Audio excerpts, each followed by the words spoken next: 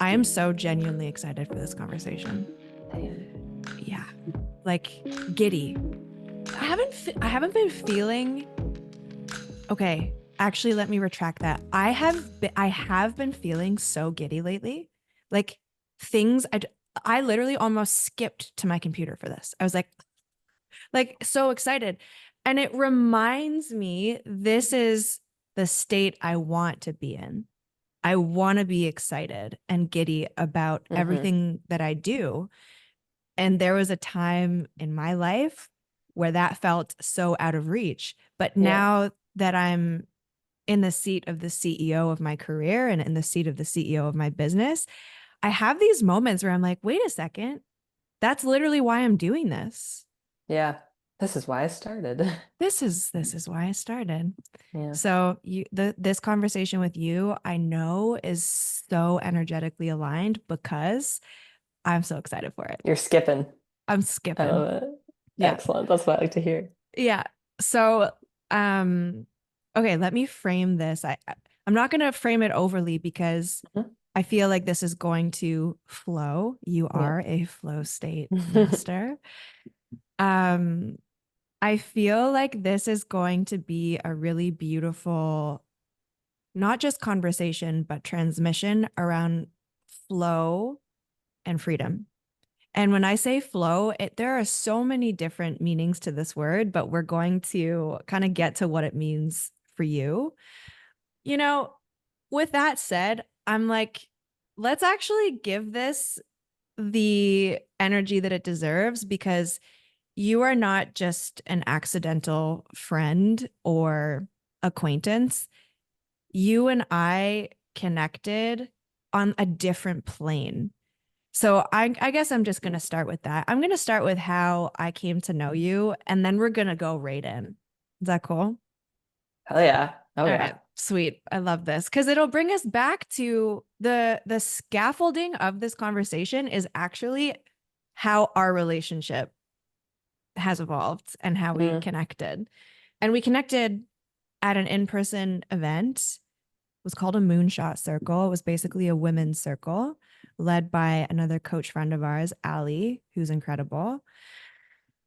Sarah, you are a flow state and peak performance coach. I don't think I knew this about you at the time.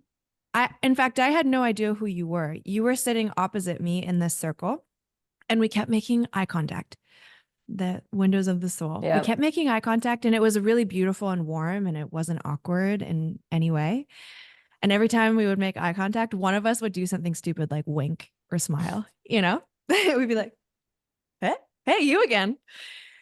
And I remember, I don't exactly remember what you shared in that circle, but I remember whatever it was. I was like, I want that too. And we were sharing I remember this moonshot circle was about, was, it was basically about what we wanted to call in and manifest like, for ourselves in the next six Like big months or a year. dreams. Yeah, it Yeah. was big. That's right. It was big dreams. That was the theme. Yeah, it was a moonshot. And you shared from that signature, like flowy Sarah energy. And I was like, damn, I need to know who this woman is. And we connected and we've always stayed connected ever since. So I was very early on in fact, I don't even know that I had launched my business You yet. hadn't. No. All right. Yeah. Yeah. This was August 2022. Yeah. I was about to leave for my little Euro trip, my solo trip. I had quit my job a few months prior, and I knew at this point that I was launching my business. And I think I immediately looked at you and I was like, she has done this and she's clearly done it right. I have something to learn from her. And even though we didn't enter into kind of like a formal mentorship relationship, I learned so much from you just from our conversations, which is a testament to your caliber as a coach. That I feel that our relationship has been incredibly valuable. Not that you're just like floating around giving everyone free coaching or anything like that, but your energy is the gold. And the fact that you allowed me into your field, right? Because I know that you're incredibly discerning, you're a projector in human design. So something I want to Mhm. get into with you is like you are so good at your energetic boundaries. I've learned this about you, and I've also integrated this from you. So that's my little intro to how we connected. And we keep kind of finding each other. It almost feels like very specific junctures or junctions in our business, like in our businesses respectively. Like we magnetize toward each other when we're about to birth something new Pop into off. the world. Exactly. I was going to say pop off straight Yeah. up. You just took the words out of my mouth. And we have been talking about ways to collaborate. And this is how this recorded podcast conversation was born. So whoever is going to hear this and tune in is in for something really magic. But yeah, that's my little scaffolding to set up this conversation. Is there anything you would add to that, Sarah? That's so satisfying to hear because I was living it in my memories as you said that out loud. Yeah. And something that I'll just add is that sense of the points of our journeys that we've matched up have both been when we're about to pop off Yeah. or when we are there to team up in some way. Yeah. Like there's a lesson There's or always a a lesson. learning or even just a playful way of meeting something. Even if we're not there to like necessarily like, here's the value, here's the lesson, like that kind of energy, but a sense of solidarity and a sense of Mhm. here's the energy and the solidarity that can carry this season into its kind of actualization or its sense of Mm. maturation. And that's always been really satisfying to me about our relationship Mhm. is there's this sense of openness of we both know that this is a spiralizing, Mm. continuous journey, but also the respect that we get to play and feel arrived Mhm. now. Mhm. Like that sense of what I love to say with my clients all the time is like, we are complete but not finished. Mm.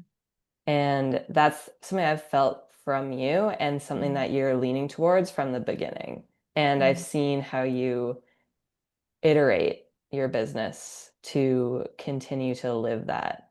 So that would be what I would add. Thank you for adding that. And what you just shared is already whoever's like meeting you for the first time. Sarah, you are one of the most grounded, intuitive, energetically aligned humans that I know. Obviously, you're an entrepreneur. That is an incredible skill set to have as an entrepreneur. I actually want to know if that's something that has always been alive in you, or if that's something that entrepreneurship kind of forced to rise to the surface. hmm Yeah. It's definitely forged me into more of myself. I love the word forge. Immediately makes me Forged in think the of, fire. yeah. And what is the incredible hobby that you have with the stick? That Oh, sounds so freestyle staff spinning. hell Yeah. yeah. I don't know why, but staff spinning and forging just come together for me. I have dreams of setting it on fire in a safe way and like Mhm. staff spinning with fire sometime. Like dragon staff spinning is something as well. That's Mm. like a fire version. Obsessed. Um, Okay, I cut you off, but this forged you. Got it. hmm Continue. Yeah. It forged me into more of myself. And when I say more of myself, I do feel that it's been more of a uncovering process than a learning process ultimately. Yeah. As in, this is something that this groundedness is something that's always felt like anytime I tap into it and the more that I build on it so that it becomes a more natural way of living for me, Hmm. which has been required and nudged aggressively through entrepreneurship, Mm. it feels like oh, I'm home. Like, yeah, this is me. This is how it feels to feel like myself and to feel at home in myself and to feel like I've uncovered all the layers of what I thought I was supposed to present like in the world Mm. or the ways that I was supposed to navigate the world to be successful or Hmm. to go out there and do things the right way to be safe ultimately and instead find non-circumstantial safety through how I meet the world and how I meet the circumstances in my life. Mm. And so before entrepreneurship, the seed of this was there. And I've always looked at entrepreneurship as a spiritual journey, first and foremost, Mm. mostly because before I honestly never wanted to be an entrepreneur, as in that was never my goal. Yeah, same. I never even thought about starting a business when I was like in school, even Mm-hmm. like my last year of postgraduate school. I never was like, oh, I'm gonna start a business. It was more of an accidental um, turning away from things that didn't feel right and trailblazing into complete unknowns of, okay, I'm gonna end my postgraduate degree and then I don't want to do a corporate job because I know that doesn't feel like what I want and how I want to spend my limited time on this earth. Mm-hmm. And so, what do I want? I have no idea, but let's try some shit. Let's Mm-hmm. experiment. And that's where I started freelancing, which is what led me into where I am now. Obviously, there's a lot to that, but I'll just skim over that for now because the piece that I really want to highlight is how I was interested in spirituality and my own consciousness and how Mm. I navigate the world as a being way before I was interested in navigating it through how I'm working. Mm. Mostly because that started for me when I was like a teenager, born out of, also forged out of um, anxiety and like panic attack experiences that I was like, who am I really, and why does my body feel like this? And how can I be in different relationship with it because this isn't it.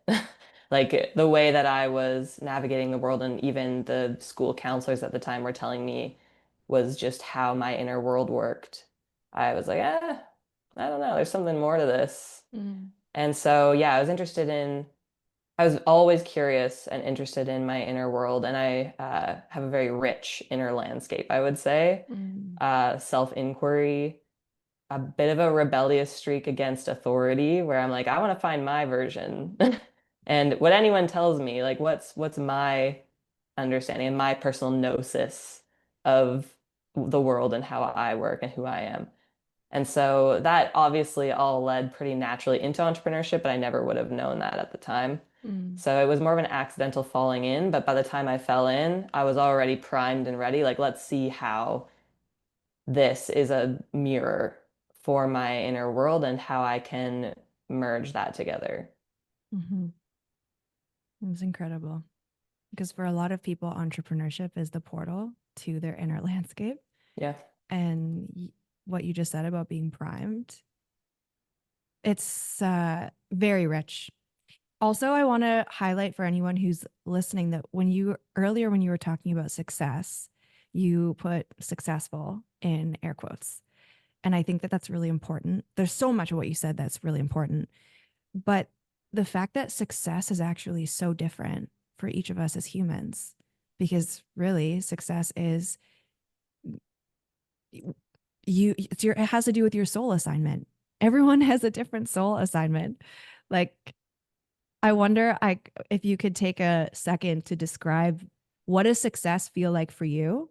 Paint us a picture and how you see that changing person over person or even season over season.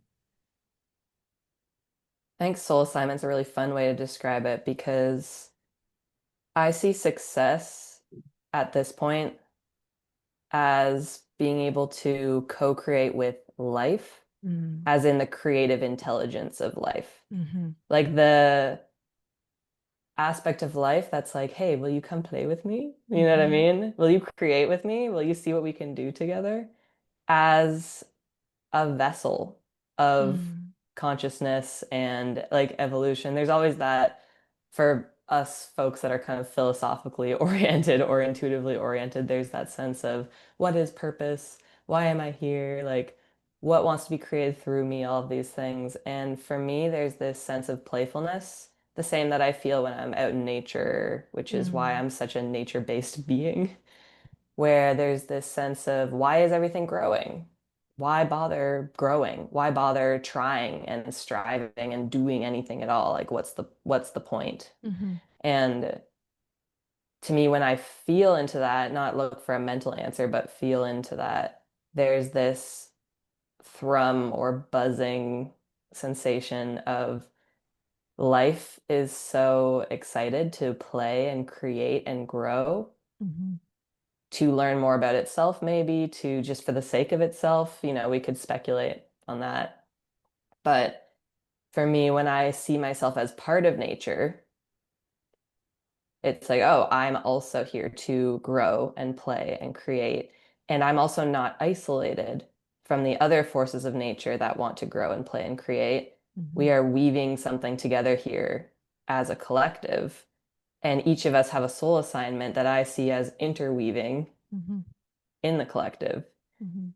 And so if I think of success, to me, success is being able to listen and respond to that Mhm. and move with that in your life. And if the more aspects of your life you can decide to work with that rather than against it or Yeah. fight it or ignore it, I think to me, even if that includes things that are uncomfortable, like, starting a business, pretty uncomfortable, kind of pretty Pretty scary, uncomfortable. Yep.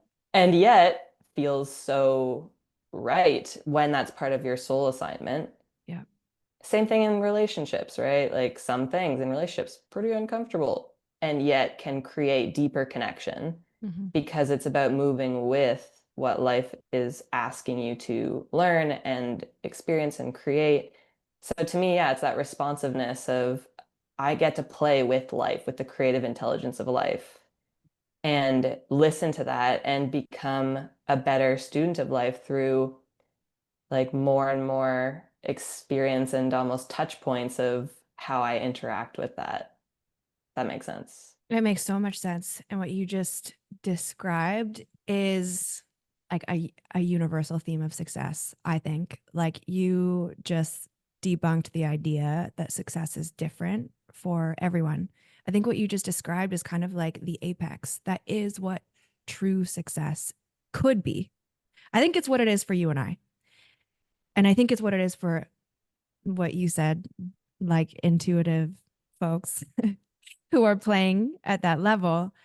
And then the individual, like how we manifest that version of success in the world does become unique.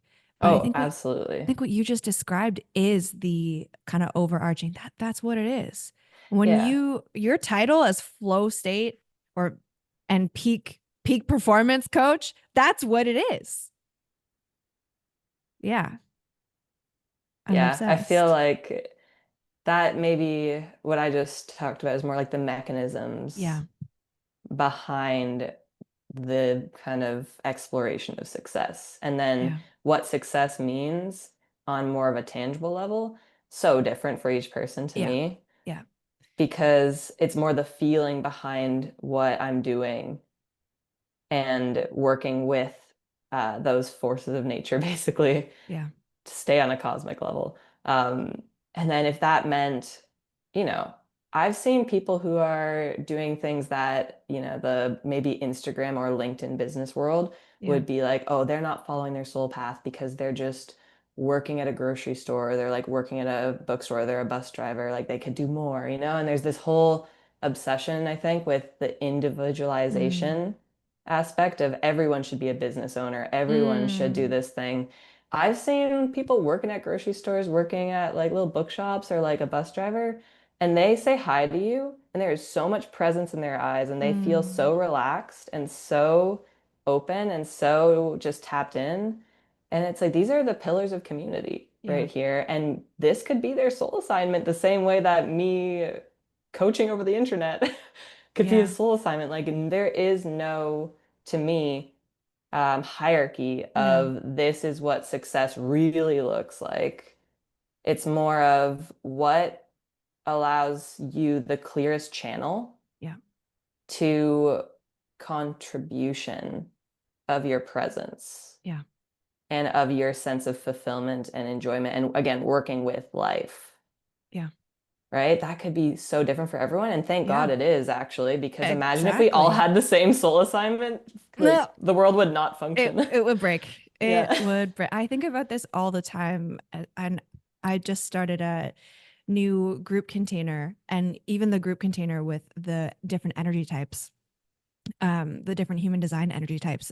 And I just had this moment this morning where I was thinking, it makes sense that I don't know what the exact stat is, if it's 70, 75, or 80% of the population are generator energy types, and that the projectors, manifestors, and reflectors of the world make up a smaller amount because y'all are here to guide our energy. We're the worker bees. We're here to like do to bring it into the world. But if everyone was a projector, or if everyone was a guide and an initiator, we need that balance. And I think that balance has shifted throughout our evolution as it's been needed. This is where the co-creation piece comes into play.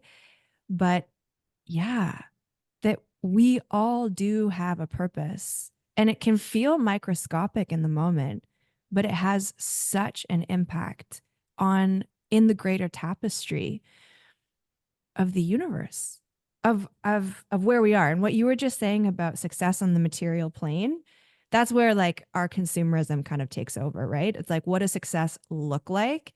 And what you're getting at, what you and I are getting at, is that really it has nothing to do with what it looks like. It is what it feels like.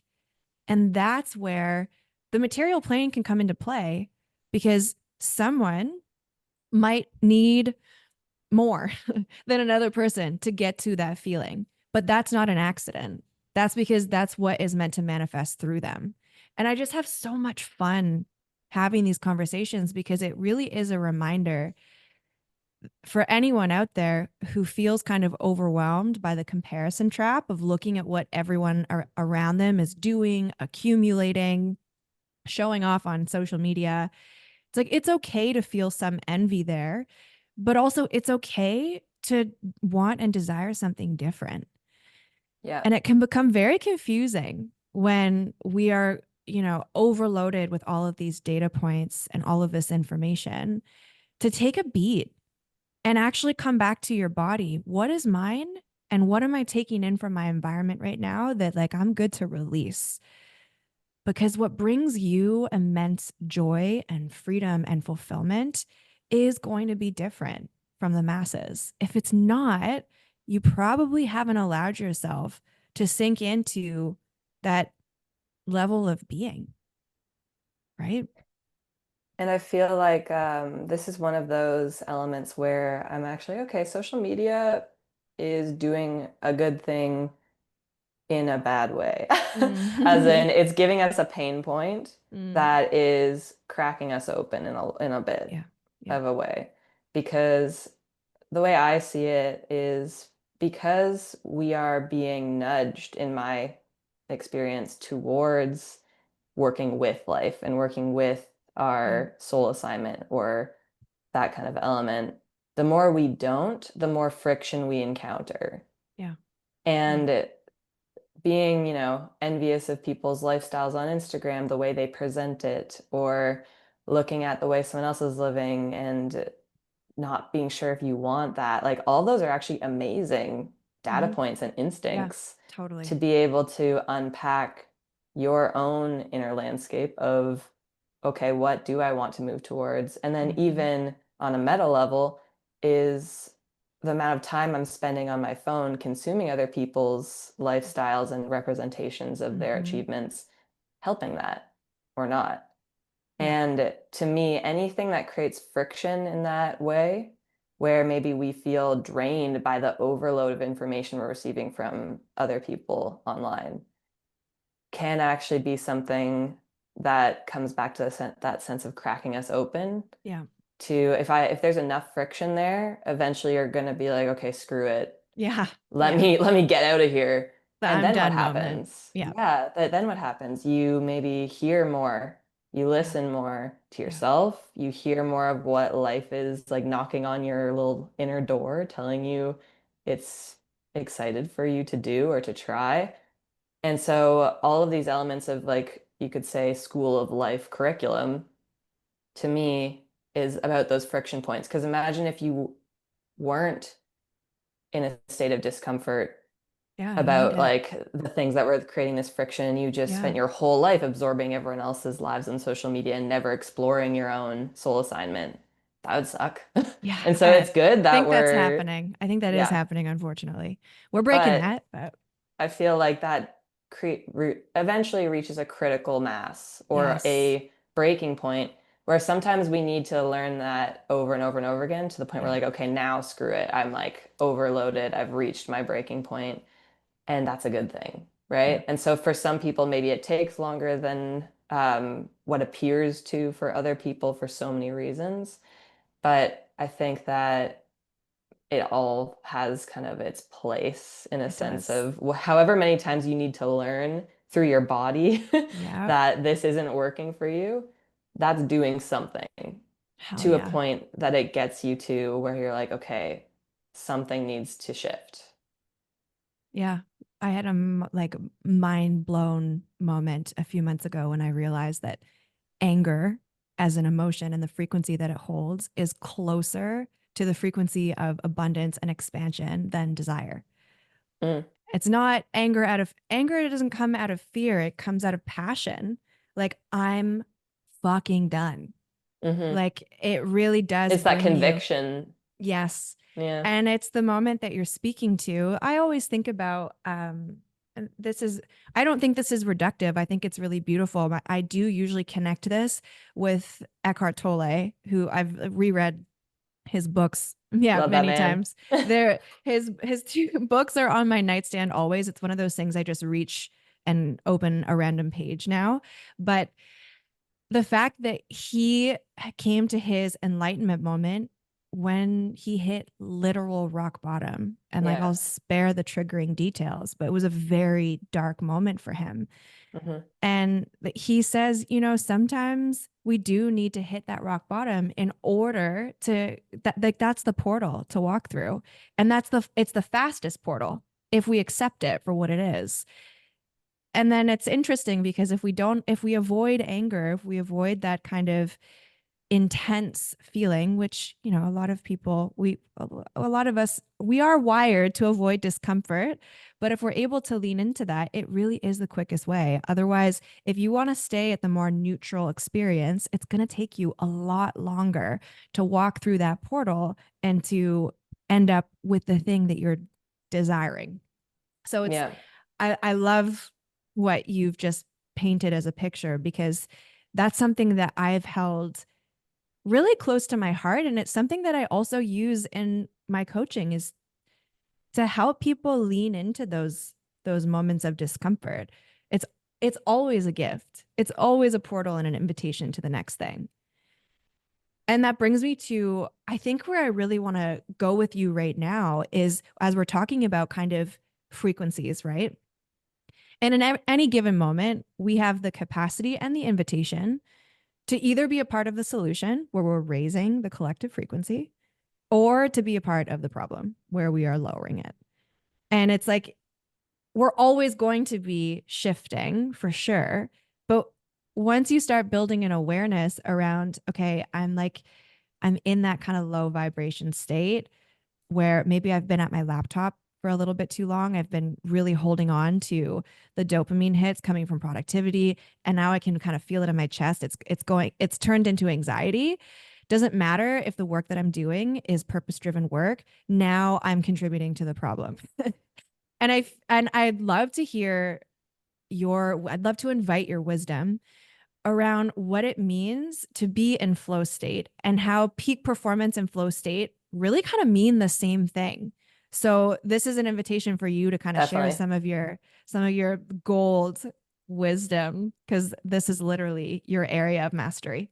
Yeah, this really actually connects well to what we were talking about because I think something that's a huge misconception people have Mm, about flow state or being in flow is that you feel good all the time. yeah. Yeah. And for me, the motto I always come back to for my own practice and with my students is that flow isn't dependent on your feelings. It's Mm-hmm. about how you meet your Mm, feelings. mm. I And love so that. you can actually feel in flow and be like overwhelmed from your work day. You can feel in flow and have self-doubt in your body. Like you can feel in flow and have any emotion come up because there's this sense of, do you run away from that feeling, keep working on your laptop and shoving it down? Do you make yourself bad or wrong for having those feelings or for being in that state? Or do you have tools that you've learned and practiced to meet yourself in that emotion and be able to recognize that it's something that's running through your body, but it isn't you, and be able to let it move? Mm-hmm. So going out of the story of the emotion and into the sensation of it, Mm. and allowing it to be like a, human animal, like a creature who's having sensation and gets to move that through without it actually having to mean anything about you. Mm-hmm. That doesn't mean that you don't take action on those feelings. Yeah, exactly. Just wiggling over here Yes. as we record. That doesn't mean that you don't take action on any of those things if they're still relevant after you let it move through. I think of it like releasing the pressure on like a tea kettle, Yeah. right? Let some of the steam out, and then you'll be able to think so much more clearly to Yeah. see, is that something that just had some steam that needed to be let out? Maybe nothing needs to change. Or is this directing me towards something that I need to take action on, Mm-hmm. right? But that's often our first thing that we try to do. We go into fixer mode of like, oh no, I've been at my computer too long and I'm overwhelmed and now I'm in low frequency and Mm-hmm. like I'm not in high frequency and I'm wrong, or like what do I do? And we're going into the story of the emotion. We're making it mean something about us. And we're like, I'm not in flow because I'm overwhelmed. But really, if we have the tools, and I keep saying tools because to me, although flow is thrown around a lot as this kind of floaty concept, it Mm-hmm. is a practice like building a muscle. Mm. And there are very tangible tools that we can use to retrain our bodies to be able to make that more of a default state of being, Can you give us an how we example mean it. of one of your favorite tools or something that Yeah, you let's use? let's go into it with this example. Yeah, Like let's you're do it. at your computer all day. Yeah. You've been doing maybe really purpose-driven work. You've been like working on your business or working on whatever you're working on that's really lighting you up right now. But those old habits of staying past the sun goes down, maybe, or past your point where you know that your brain isn't actually working that well anymore and just working for the sake of working, to feel safe, to feel like you're doing something, to feel like you're making progress. Mm-hmm. Let's say that's at play. So you're sitting at your computer and you're like, oh my God, I'm overwhelmed. My brain's kind of shutting down, but I feel like I should keep working, or maybe I want to keep working because I'm scared what happens when I stop. And in that moment, even the cue of like, okay, feel the sensation rather than the story takes you from meeting it in your head to meeting it In in your your body. body. And so Yeah. there's this sense of, where is this feeling as a sensation? And Yeah. so you go elevator, doo, Yeah. all the way For me, it's usually down. in my chest. Yeah. I can feel it. Yeah. Mm. For me, it's usually my belly. Mm. So I'll elevator all the way down, just identify where's the sensation.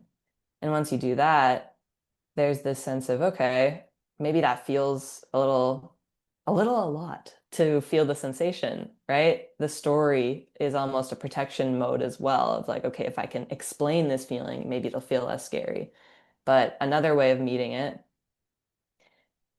let's say it's in your chest and you imagine expanding the walls of the room that that emotion is in or Mm-hmm. that sensation is in. Mm-hmm. And so you feel it in your chest and you imagine the next time you breathe in, you're expanding the floor and the ceiling and the walls of the room that that sensation is in. Mm. And when you do that, this actually comes back to an Eckhart Tolle quote Mm-hmm. of, Love the it. peace, even around the non-peace, is vast. Yeah. And so that sensation of, can we create room for that emotion to exist in, first of all, not saying, oh, this is wrong, shouldn't be feeling this. I'm more high frequency than this. I should be feeling this. Mhm. But also not being like, I need to fix this. I need to make it go away. Instead, expanding the room that that emotion and that sensation especially has to exist in. Yeah. How does that create a little bit of peace around the non-peace? Make you feel a bit more like yourself Mhm. rather than that you are that sensation, you are that emotion. And then from there, you mentioned my staff spinning. So let me bring that in. Hell yeah. Um, Letting the emotion move like a human animal. And so for me, toning, like making a noise, like if that sensation had a noise, what would it be? I do a lot of Oh puppy yeah. breath. So I stick my tongue out and I go like, blah, ah. My my husband has stopped being worried when he hears me just like start Just making yelping or primal creature yeah, noises. exactly. It's like, oh, Jess is just doing a somatic release again. But he used to be Yeah. like, "Are you okay?" I'm like, Hmm. I'm like, oh, like yell, literally being like a dog or something. It's Oh yeah, so very similar in my house where like if I hear Thomas or I hear or he hears me going like blah blah blah or something like that and we're like, "Oh, this is good. Like there's something yeah, coming out. yeah, That's good." something's moving. All right. Yeah. So that's one example like toning, making a noise. Mhm. I'm trying to imagine how that who a listener might have felt just hearing blah blah blah on their headphones, but we'll find out later. Staff spinning to me is an amazing flow tool, and it's Mhm. in my work. We actually call it a smooth transition tool because it's something that I bake into my day, no matter whether I feel a strong emotion coming up or not. That helps me transition between tasks Mhm. or from life to work or work back to life Mhm. instead of using scrolling or, numbing myself in some way, not being able to digest the emotions as they come up. Yeah. And that's a great way to bake it into your day so that you're not in constant fixing mode as well. Like it's amazing to be like, oh, overwhelm has come up. I've worked too long. Let me go into my body. Let me breathe space around it. Let me tone a weird animal that sound. I feel better now. Mhm. But if we can also bake it into our day as a preventative Yeah. maintenance process Mhm. of I have this smooth transition tool that brings me into a body Yeah. based state of relaxed concentration, of play, of Mm. being able to feel the sensations in my body that I might not even realize are there because they haven't reached a critical mass Yeah. of alarm bells going off, but they will if I don't digest them. Yeah. And so being able to, for me, it's a staff spinning thing. A lot of people use that I work with use either like a hula hoop, a mini trampoline, I love that. just anything, doodling even. It Yeah. depends on the person, but anything that puts you into a state of relaxed concentration where you have something Yeah. for your mind to focus on, but it's a body-based action and it Yeah. can put you in that state of mind-body connection and responsiveness so that any emotions that are floating around in there can be digested. It's also where a lot of our best ideas happen. Yes, that's where the So, co-creation comes into play. You're open to exactly. receiving the Hmm. messages. Yeah. Yeah. And so that's a tangible example of how flow state is more about how you meet those feelings and any feelings that come up and create an inner environment where you're more focused on it feeling safe to feel the full spectrum of emotion than you Yes. are of feeling good more of the time. And Yeah. ironically, the more you feel safe to feel the full spectrum of emotion, The more you the feel more you good. feel good. By accident. You can't really Yeah. force it. Hmm. I love that breakdown so much. There's something I've been really sitting with and also integrating into my work. I recently read The Big Leap by Gay Hendricks. Have you read that one, Sarah? No, I've heard of it though. Yeah, it's basically he's breaking down what you're sharing just, from a different lens. I love meeting these concepts from different perspectives because it really helps me Hmm. integrate them at another level.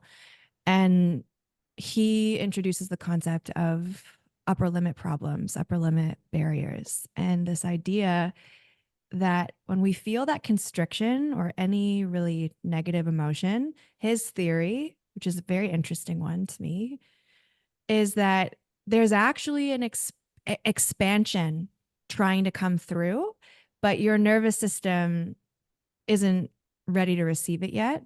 And so it responds to that expansion or that good idea or that inspiration with the anxiety or the stress or insert whatever, Mm. uncomfortable emotion here. And his framework is very similar to what you just shared. When you feel let's just use anxiety as an example. So for me, it's a tightness in my chest. It's of course like connecting with it in your body. It's also cutting the cord. This is where there's maybe, there's room for interpretation. He suggests cutting the cord with a thought immediately. I really personally, I love subscribing to the idea of radical acceptance, and instead of cutting it, allowing yourself to fully feel it, but different schools of thought. So he suggests cutting the cord and then tracking where in your body feels delicious, because there is something trying to come Mm-hmm. through. And the rest of it, I could go through it, but basically, it's like actually inviting an openness to receiving the expansive thought or idea or feeling that is trying to come through and letting it. So basically, like your nervous system just shut the door on it. And in this process, you're gently nudging the door open. And every time I've done this, I've had something really beautiful come through. Sometimes it's not what I expect. For example, recently I had this scarcity driven thought around money, which is not something I'm used to anymore, which is amazing because I've like shifted my set point and my Your baseline. baseline, yeah. Yeah, where that used to be the baseline. And so it came in through my field of thought and I was like, "Oh, that's interesting. Like I haven't felt that one in a while." And so I sat with it. I connected with where the feeling was in my body. And then I redirected my focus to where do I feel like a delicious sensation in my body? And it was in my cheeks. It was like this like lightness and this like bubbly feeling in my cheeks. And that kind of invited a smile onto my face. And I started remembering the weekend I had just spent with my husband, which was so fun.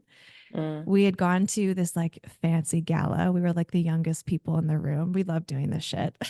Yeah, we were like dressed up. I was like wearing my designer heels. Sometimes you just got to whip them out. Oh, so fun. Oh yeah, it was so fun. And I realized that the scarcity thought around money came through because we had just lived a very like wealthy experience that weekend. So in my cheeks, I was smiling, recalling how much fun we had had. And I got up. I felt called to share. Both of us work from home. So he was in the other room. I just went over and I was like, "Hey," he's like, "Hey." I was like, "I just wanted to tell you I had so much fun this weekend." And he looked at me like full presence and was like, "Me too. It was amazing." And I started to describe how grateful I was for our relationship. And I was so filled with love and gratitude that I started to cry. And I just like gave him a hug and was like, I'm just overflowing. And that was the feeling that was trying to come through. This feeling of overflow. But my nervous system had a little glitchy moment of like, no, we got to come back to scarcity because that's what we're used to. And so I wanted to share that as an example because that in itself brought me back into the frequency of abundance without me trying to Mm-hmm. get back into the when we force it, like what you said about being high vibe all the time. No, that's actually not it. But it does end up being the result of coming to our bodies and giving ourselves that radical acceptance and Yeah. connecting with Yeah. it. And look at you listening too, like us talking about co-creation and how life and creative intelligence is giving us nudges and cues Yeah. of what it means to work with it. And that moment of you redirecting, making space for the anxiety, but then also redirecting was, in my eyes, you listening Mm. to, hey, what is life nudging me right now? And what Mm-hmm. is it excited and playful to Mm-hmm. co-create with me? And that's that sense of you having that gratitude and that feeling of abundance. And there's something there, like there's a nugget there that Mm-hmm. works with what you are sharing right now. Yeah. right? Yeah. And so there's this interweaving aspect of any signals we get from our body is part of that process. Nothing has to be outside of that territory where it's like you're doing it right or you're doing it wrong if you're Yeah. feeling something or other. Yeah. It's more of can you let everything come into the fold Mm-hmm. and then be able to meet it differently there. And yeah, so it sounds like that also had that element of listening and co-creation we were talking about, which I love. Mm. Yeah. This is where my work, as you know, has shifted so much from focusing on finding your purpose, which I do think is step one, to stepping into your genius, which is surrendering to the state of co creation, but surrendering in the most delicious way. A lot of people connect the word surrender with like a negative connotation that it means like I give up. And it's not. Is It's actually, active. yeah, it's actually taking your sticky fingers out of the pot and trusting that when you allow yourself to be open, the universe actually wants to take some work off your plate, sister. So I actually think it would be, I'm kind of putting myself in the seat of the listener. And this has actually been coming up a lot in my containers with my clients and with some conversations I've been having where people are like, how can I be in this state more? And how can I shift? And what you and I have just highlighted is that if that's the goal, you're probably missing the point. But yes, I'm like handing that over. I'm handing that over to you, flow state peak performance master, for those people who desire to be in that state more. What would your guidance be? Yeah. So that first example is a great baseline because we've already covered one of the most important parts, which is when you want to be in that state of being more, it's not about abandoning emotions or states of being that feel like it's not that cookie cutter high vibe state of being. It's Mm-hmm. actually about being able to, instead of having only good feelings, be a good feeler, I love that. What a right? quote. Sara Francis. I'm sure I probably got that from somewhere. I don't know if that's an original, but Is it's something that anything I like original using. anymore? That's true. There's That's nothing new true. under the sun, right? And so that's a great baseline. Another thing that Jess and I have already mentioned that I think is helpful to bring in as a baseline for this is that it is trainable, Yeah. meaning it's not a sense of, oh, like it's just how I am that I, you know, wake up in the morning and I immediately go into my head and have all of these anxious thoughts. Yeah. I had this moment when I first started my business where I would like my overachieving, anxiety, perfectionism self came back with a vengeance when I started Mm. my business. This is Because 5 years all, ago that you started your yeah, business, Sarah? Okay. over 5 years now. Yeah, Yeah. like late 2019. Yeah. And at that time, I'd been really deep into self-development, spirituality, personal growth, and I felt like, oh, I've created so much more space in my being. But then when I started my business, that was what that book would call, I guess, probably an upper limit, where there was a sense of all my coping strategies came in hard.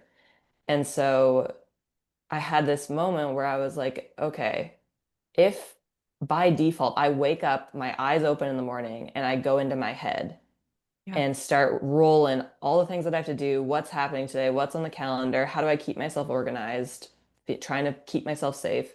If that can be my default, why can't going into my body, being open to feel whatever sensations are there and Mm. work with them, why can't that be my default? Mm-hmm. If the other thing is my default, is Mm-hmm. it trainable? Is it something that I can rewire?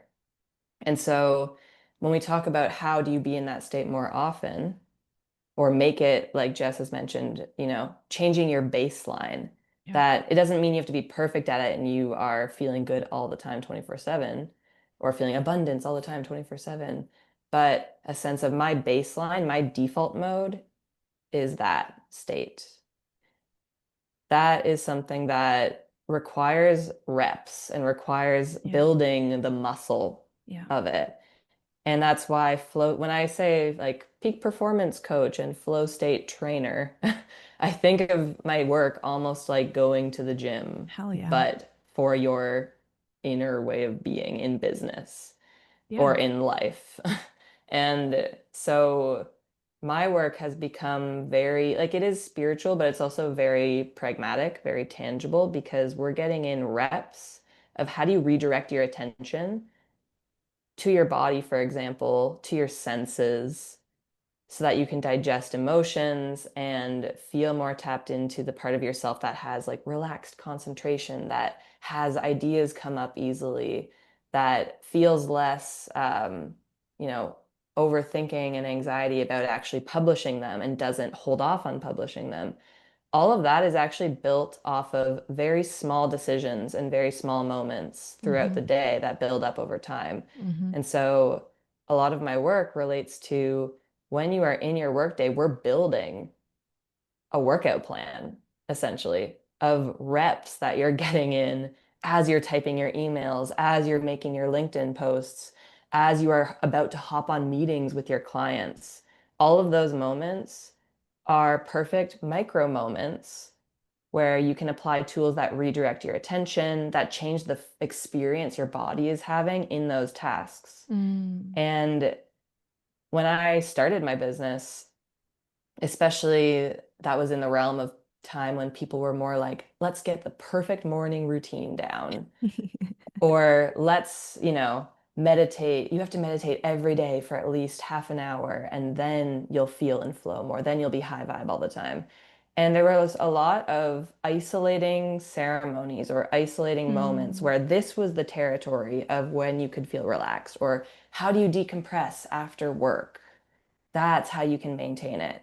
But I'm over here like, why can't we, instead of, having work mode where we go into rushing and Compressed. tension and Yeah. urgency and then try to fit in time outside of Yeah. that, where it's like, okay, now I meditate, now I relax, now I Mm-hmm. am feeling myself so that I can go back into working and rushing and tension mode. Mm-hmm. Why can't we bridge that so that your working state of being is like a moving meditation? Mm-hmm. And that does require lots of reps because, my God, our Yeah. brains are so determined after decades of being reinforced in Yeah. the other direction Yeah. to feel like you're basically cut off from the neck down. You're a floating head typing on your computer, rushing Yeah. through your day, trying to make Yeah. everything happen, thinking about Yeah. all the things you have to do and all of the ways you're not doing it right or what's going wrong. And so it takes a lot of going to the gym, like the Oh inner yeah. work gym of like, how do you build flow state as a trainable new baseline state of being? And so that's the work I do ultimately in Flow State Blueprint, which is my curriculum that I've developed. Yeah. And it is a training process, and it's something Yeah. that's very practical, but also over time gives you more access to what I would call, and you would call your genius, Mm-hmm. because Yeah. it's something that you're not isolating to certain moments in your day or random times when, oh, I'm in the shower and I had a great idea. And why doesn't that happen more often? Instead, your baseline is a state of relaxed concentration and flow, because that's actually very much your, birthright in a way, you could say. Yeah. Like, Yeah. if you think about when you're out in nature and you see like the trees growing and like the plants growing and all of life just growing and being and doing is like a natural extension of being, Mm-hmm. and growing is a natural extension of being to nature. And so we get to also experience that. But because of all of our fun human cultures that we've created, it I is know. a unlearning process and a muscle building process. Yeah. I mean, I always bring it back to your genius was and flow state was available to you 100% of the time when you were a kid before the Yeah. world got to you. Yeah. And even when we think about, I'm sure there's a way that we could look at it from an evolutionary standpoint that being in nature is the medicine that our bodies and our minds are craving. But you said something that gave me a light bulb moment. And I actually just lost it. Oh, it was so good. Oh, whatever. I'm sure have the light bulb moment again when I re-listened to this recording. It had something to do with when you were talking about being in the shower, having these Mm. ideas. And And it comes actually, like too at random. yeah, and here it is actually. This is my kind of personal experiment and experience. So, as a manifesting generator, I get off on doing. Just it's just fact. And that has definitely been manipulated and I'm definitely more prone to the kind of burnout conditioning because I have self-resourced life force. Like I have the life force for it. Of course, the deconditioning is realizing that my energy is truly only available for things that light me up and that I'm passionate about. And I still end up in these patterns for sure. I'm still in the unlearning. I mean, in human design, it's a 7-year deconditioning process. We're not Rock doing on. this. Yeah, right, exactly. Rock on. Well, I just said hang loose. Rock on. Let's go. So, what I noticed in as I just launched this new group container, Own Your Genius, which I'm absolutely obsessed with, and it was birthed in a moment where I was in kind of a liminal in between space where I was like, okay, this isn't working anymore. I'm letting it go and I'm not forcing myself to do. And it came through. And as I was in the launch, the energetic launch, the strategic launch of this program, I found myself in a state of doing. And I would get these wild ideas in the middle of the night at 3 in the morning, which is not ideal for sleep and for rest. But what I took from that when I started to realize this was becoming a trend, it was like 3 nights in a row that I was waking up at 3 a.m. and I was like, I know why this is happening because I'm not creating space in my day for these ideas to drop in. And this is when my best ideas come through, when I have the space for it, when my body is in a state of regulation. So definitely there was, some nervous system dysregulation happening. If I was awake at 3 in the morning, right? That's a cortisol spike situation. But I I'm not just talking about it clinically. I actually was able to look at that and be like, oh, it's because I'm not giving myself enough time to just be. And as soon Hmm. as I was able to drop into that, obviously I have a lot of tools and practices and rituals to regulate my nervous system. That's when the best ideas came. I started sleeping well. And it's also when all of the women that are in the container just like magnetized into it. So to come back to this idea that it's in creating that space with intention that the co-creation is able to happen. Yeah. Those ideas are not random. So I guess where I want to take this as something that I think was hugely valuable for people is to this idea of energetic boundaries. Because in this example, I was not honoring my energetic boundaries. I was pouring into the kind of hyper productivity mode. And you, as I mentioned earlier in this conversation, are like, to me, you are the queen of energetic boundaries. Like you embody it, you teach it. You don't just embody it like in the way that you move in your business. I've seen it in action where like you've said to me, okay, yes, we're going to have our monthly catch up or whatever, but it needs to be here and I need time to do this before and after. And you frame it in a way that's not like Miranda Priestley, like you're so articulate and you articulate it with such grace that it's impossible not to honor your energetic boundaries as your counterpart. So share a little bit of your wisdom around having the discernment to actually put up the energetic boundaries that are kind of required to allow us not just to be in flow state all the time, but to honor ourselves. Like, what does that look like for you? And perhaps what people need to hear. Yeah.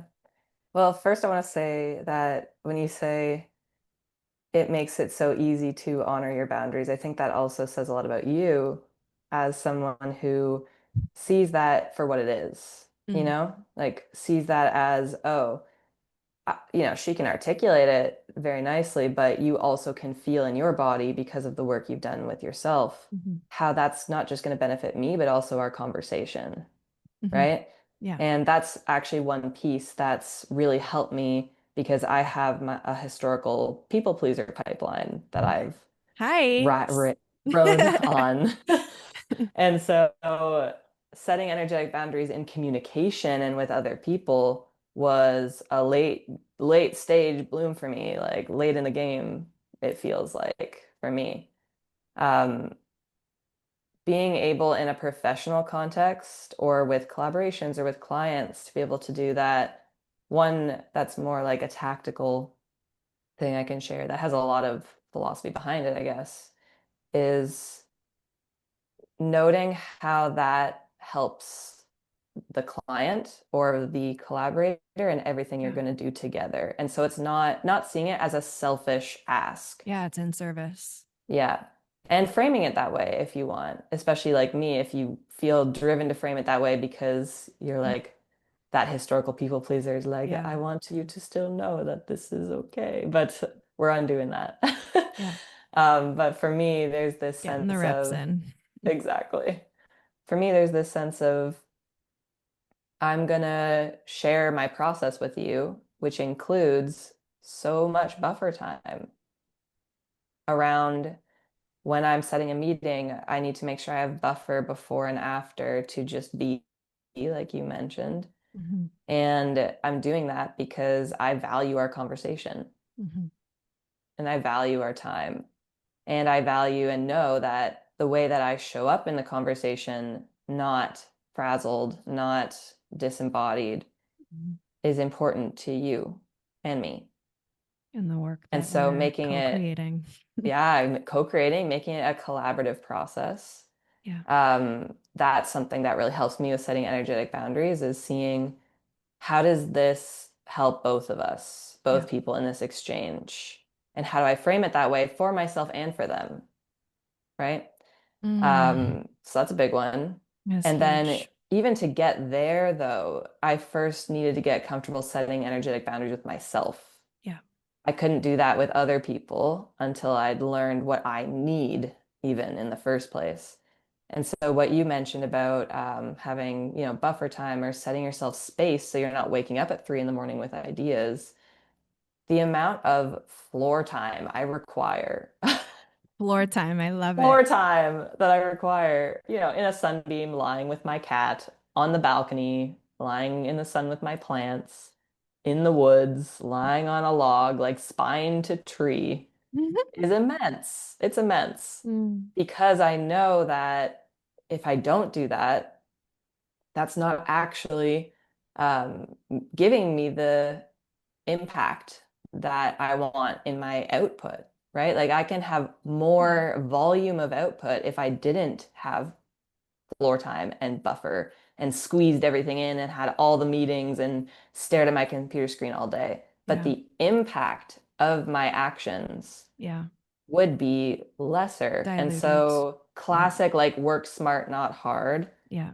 Classic like do less, better. Hmm. That whole, 80% of the actions you do versus the 20% that makes the most difference, Hmm. right? Like is the most effective. I don't know if that's the correct stat, but you feel me. Yeah. The 80/20 Um, rule. yeah. Classic.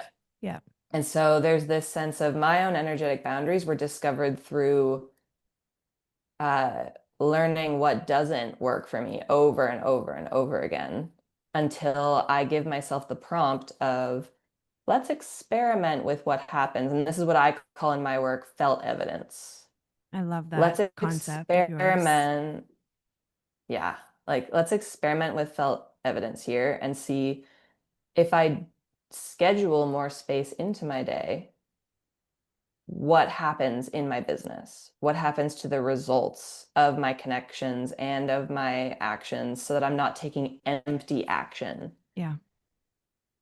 And that connection of do I not just feel better emotionally, but what happens in my business is ultimately helpful because there is going to be a part of our brains that wants to reconcile those things, right? Like I can take care of my body and I want that, but I also maybe am running a business or I have responsibilities and things going on that I want to show up for, and that's important to me. Yeah. And so felt evidence in my work is a way for us to reconcile those things so they don't have to feel like opposing forces. Like you either take care of your boundaries or you take care of your Yeah. business, Yeah. right? Instead, a sense of what is the ecosystem, you can create a symbiotic relationship between what your body needs and what your business needs. I love that you went there because I would have asked, how do you figure out that balance between being and doing? And your concept of felt evidence, well, first of all, it's not a concept, it can be applied to anyone in any situation. And I think a lot of people, I often think about the 9 to 5 because that is where I spent a lot of my energy and power. And it's what I see as this like drain on the collective energy right now. Because I don't necessarily want to say that our society is broken. I don't believe that. But I do believe that the concept of a 9 to 5 is antiquated. And especially when I look at different energy types and how we're meant to move, and the fact that a projector like you can probably get the same amount of work that I would get done in 8 hours in two. Like it doesn't, there is a point of diminishing returns. And for anyone listening, I just really want to highlight what you just said, Sara, that there is no formula that either of us or anyone can give you that Yeah. this is your formula. Go Yeah. apply it.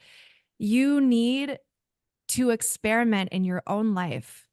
And the chances are if you have been in a 9 to 5 setting or you've been subscribing to what society has fed you, right? Has fed all of us, you have likely been in a state of perpetual doing where your nervous system is probably fried.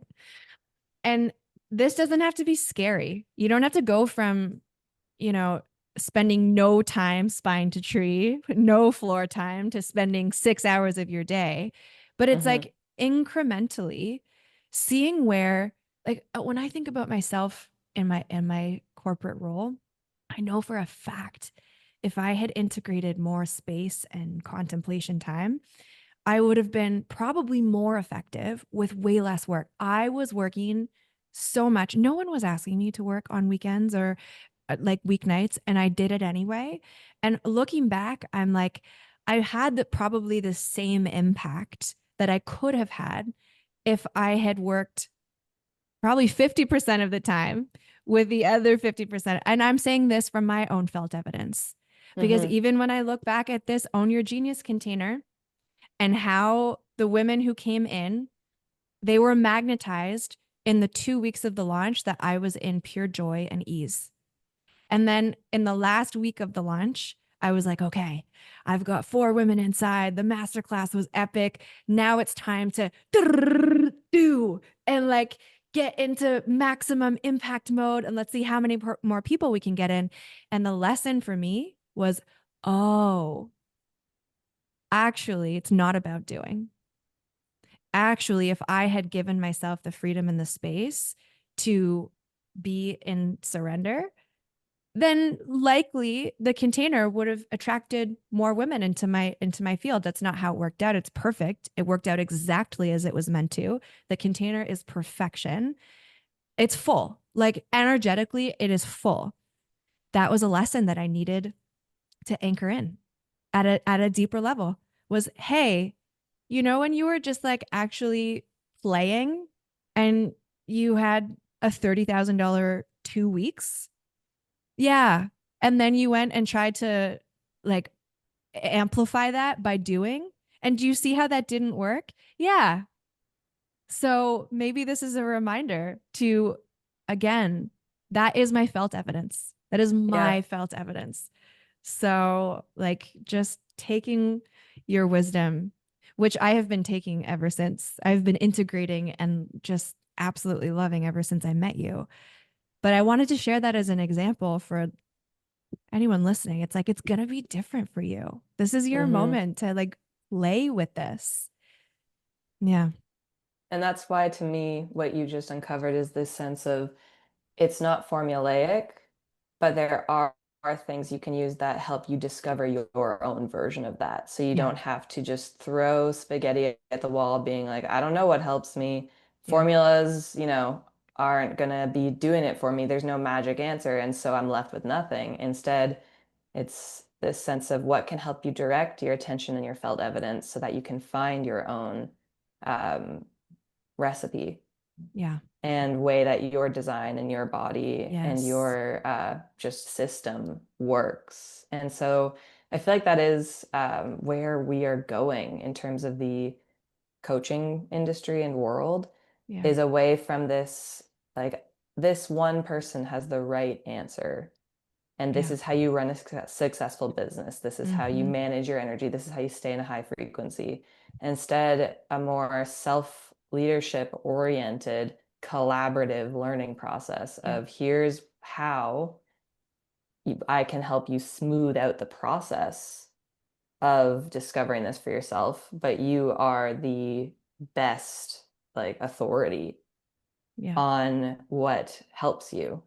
And that sense of what you described there of that 2 weeks in play and then that week or two of doing where you're like, do, do, do, and then the lesson, that's some amazing felt evidence Yeah. because it gives you the gift of experience of your body knows now Yeah. what creates that sense of openness and empty action versus impactful action and all of those things that makes it so much easier Mm-hmm. to build on that next time and so much easier not to set energetic boundaries for yourself as like this hard boundary of here's how I should protect my energy, here's how I should launch, Mm-hmm. but a sense of okay, I've lived this stuff, I've Mm-hmm. built the felt evidence, and so it feels natural for me to lead a launch from playfulness Mm-hmm. because I've experienced the alternative and I've Yep. created the felt evidence for myself,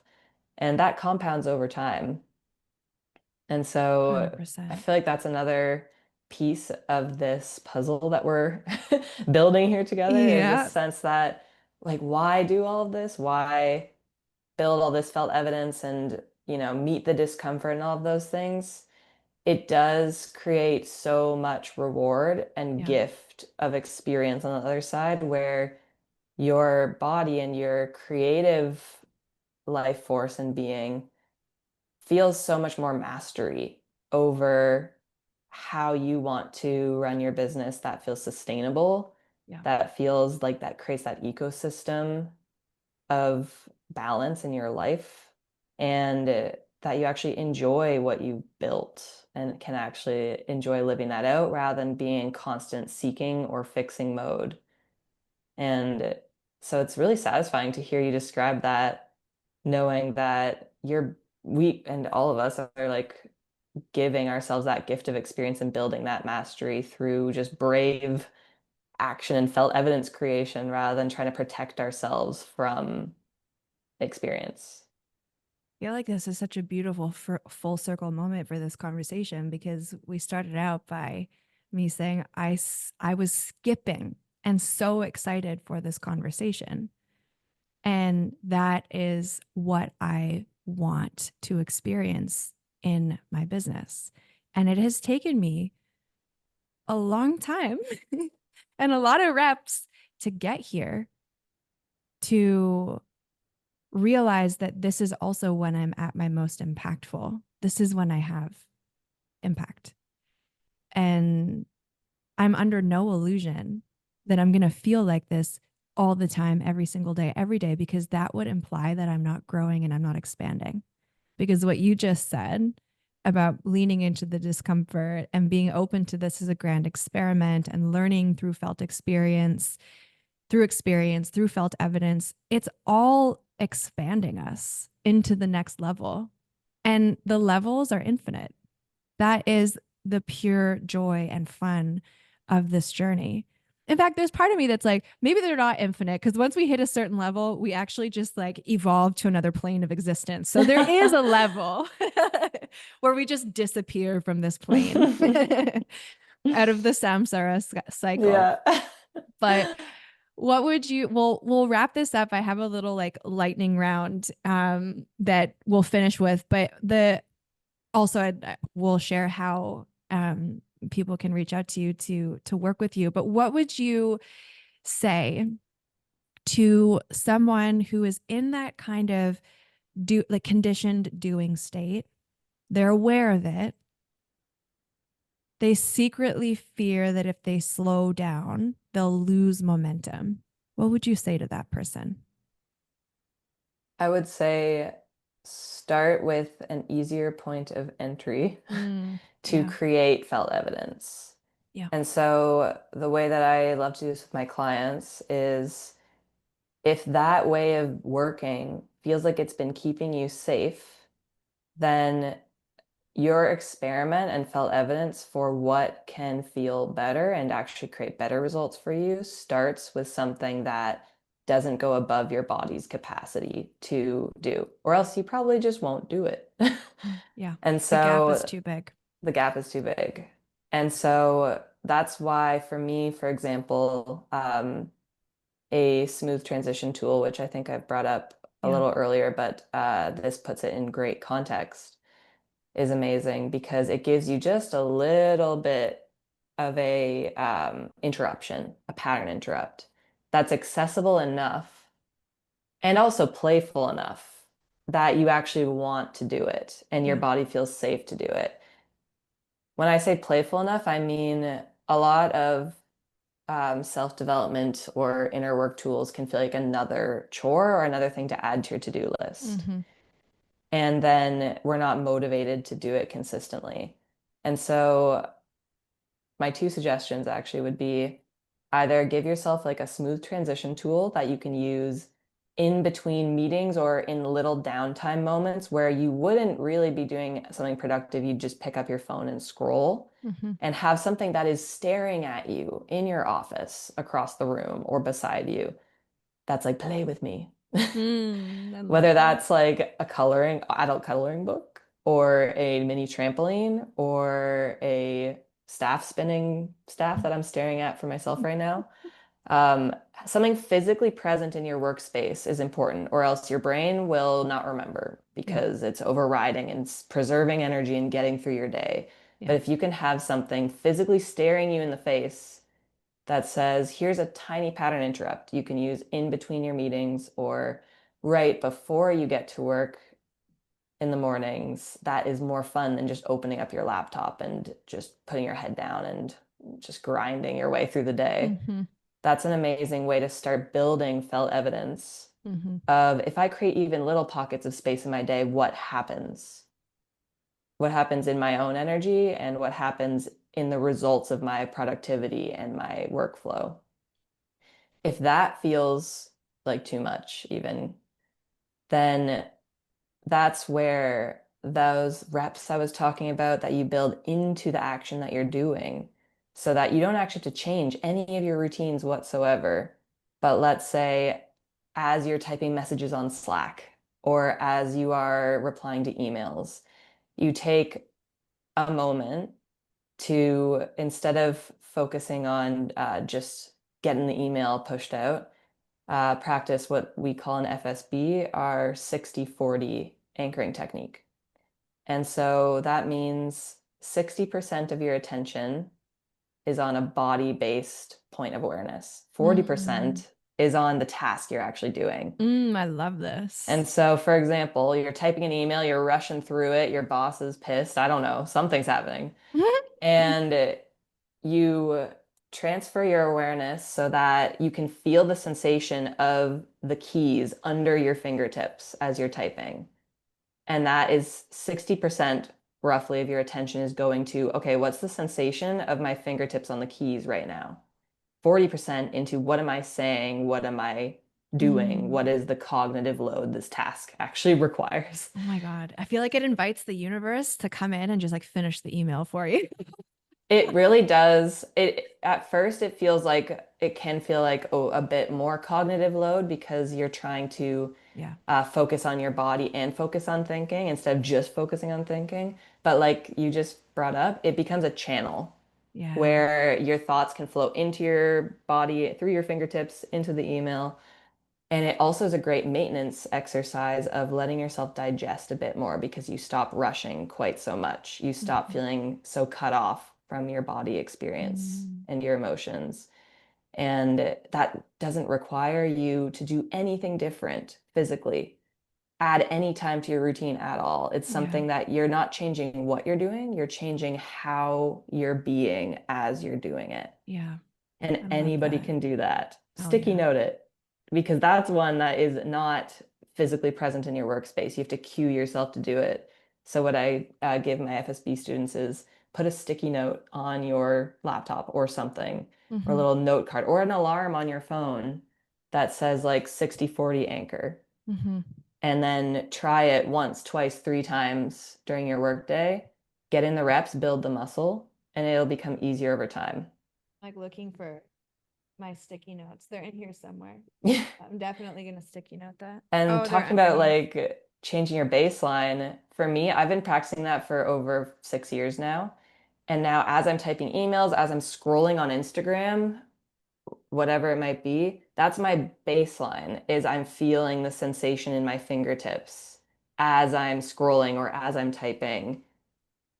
That's something that I do automatically now. And so over time, as you build the muscle, it is something that you don't have to put as much effort into. It's something that happens more automatically. And that's another point of putting yourself in that state of flow more often. I love that so much. I just wrote on a pink sticky note. It is now on my desk. The 60-40 anchoring. Obsessed. And Love it. also what you shared about, the gap being too big sometimes. Like we put also such immense pressure on our we do, at least I do, tend to put a lot of pressure on ourselves. But this is also missed when we talk about shifting your frequency and the law of attraction. If the thing that you're looking to call in is, if the frequency is too great compared to where your baseline is, the jump can't happen. So people get this wrong with affirmation. Well, get this wrong. It's a little harsh, but whatever. They get this wrong with affirmations all the time. Writing down affirmations that are just like far too different. The Mm, gap is too big from where you mhm. are. So this is also a good practice for anything that you're looking to call in. Just choose something that is incremental. That's Yeah. going to happen. That's actually going to happen. It's going to happen quick. And then you keep hitting those incremental shifts. I feel like this was a big aha moment for me when I was listening to Abraham Hicks this summer. I was just like, oh yeah, the gap is too big. Oh yeah. Just choose a better feeling thought. That makes so much I'm sense. Okay. Let's go into a quick lightning round. ready. And then okay, perfect. Love it. All right, Sarah. What did you want to be when you grew up, when you were a kid? I pictured like horseback riding, so I guess an equestrian. I love it. I love it. Um, a book that you think everyone should read. Embers by Richard Wagamese. Not on my list. It is now. Not Oh many my goodness. people's list. It's amazing. Okay. The best piece of advice you've received.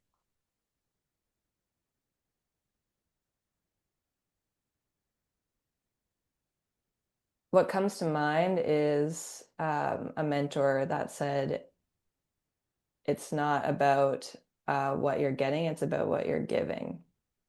Mm-hmm. I love that. If you were a season, which one would it be? Oh, autumn, 1,000,000,000%.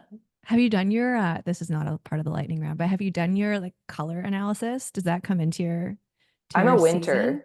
You're a winter. In terms of like Oh. clothes and color, Yeah, yeah, yeah, I'm a yeah. big winter gal, but autumn is like my soul in a season. I love it. Yeah, when I think of you, I do think of like a fairy in the forest with like the leaves changing. And last is if you could give your younger self one piece of advice, what would it be? Or not even advice. I'm going to change that to if you could tell your younger self one thing, what would it be?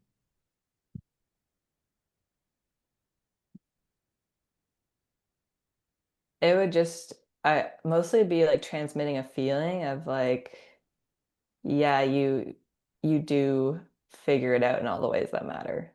Mm, You don't need to worry about that, and you don't need to push yourself so hard. Like life's got you. mm. I love that. Really connected to the theme of co-creation. Hmm. Yeah. You don't have to do everything. Yeah. Amazing. This conversation has been many goosebump moments. Um, where can people find you and your flow state blueprint work? If there's another way that people can work with you right now, but where can people find you, Sara? Yeah. You can find me In the on, forest, and you can lying find on me, a. you can find me in the trees. Yeah. There is no handle for that. You just have to stumble upon me. Mm-hmm. So that, or I am on LinkedIn at Sara Francis. No H on my name, if that helps. Instagram is Sarah Rose Frank, Franc. And in terms of learning about Flow State Blueprint and also something that I've been getting really amazing feedback and community participation in is a free training called Working Without Rushing Mm, that we've been loving over in yeah. my community. That's available on my website, which is sararosefrancis.ca. Don't put www before it because I'll be honest, it doesn't work. I don't know Oh, why. I interesting. have to tech troubleshoot that. But it's just sararosefrancis.ca, just as you hear it. Amazing. I love it. So that's where you can find me right now and in the Oh, woods. the www. Why does that We'll just get bring there me eventually. back? It just brings me back to the early 2000s. I don't know. Who types? Pre-gentrified internet feelings. Yeah, who types www Yeah, anymore? who does that? Love I don't it. even need to troubleshoot that. We should just be No. beyond that by now. Yeah, exactly. Maybe that's why you haven't troubleshooted it because you know that Maybe. like the evolved beings that are meant to be in your world just Uh, don't need the triple W, you you're know? giving me way too much credit, but I love you for it. Oh, I love it. Thank you Mm, so much for being here in your essence, for sharing your just wild, beautiful wisdom. I have goosebumps just even closing out this conversation. I'm mm, so excited to share it as well with anyone who has the joy and pleasure of listening to this transmission. It has been such a joy. I've had so many, many aha moments. I share one at the end, and I feel like I need to integrate this digest, yeah. to digest it. Yeah. So thank you. I honestly can't wait for whatever this turns into as future co-creations for you and I in the future. Same. Any final words before we close out this beautiful container? Maybe if we can just actually all this sounds so funny, but I'm like, let's all take a deep breath I together. love it. Let's Maybe do give it. ourselves a hug or something, because I feel Yeah. so much love in this episode. I'm like, I just want Yeah. to Like give yourself a hand to heart. stretch, give yourself a Yes. hug, give yourself a little wiggle. If you've come this far with us, just Yeah. wake up your body a little bit and be like, what feels good right now? What just landed in Mm. there? Thank you for being here. It's like sunny outside. I'm going to go put my feet in the grass. Thank you for Oh that, yeah, Sara. Okay. thank you. Sending so much love.